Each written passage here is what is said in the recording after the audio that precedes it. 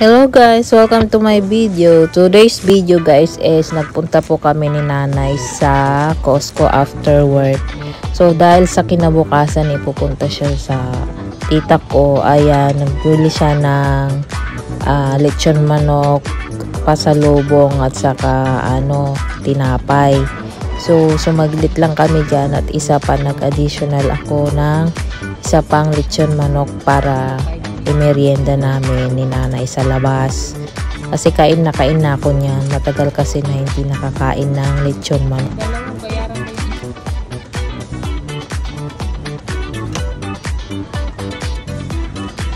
So after nang pumili si nanay ng manok dyan is may katabing pre-taste dyan na naghihiwa-hiwa ng karne ng baka na maninipis, kaya kumuha na rin kami ng pre-taste. Ayun, masarap naman siya, kumuha din kami.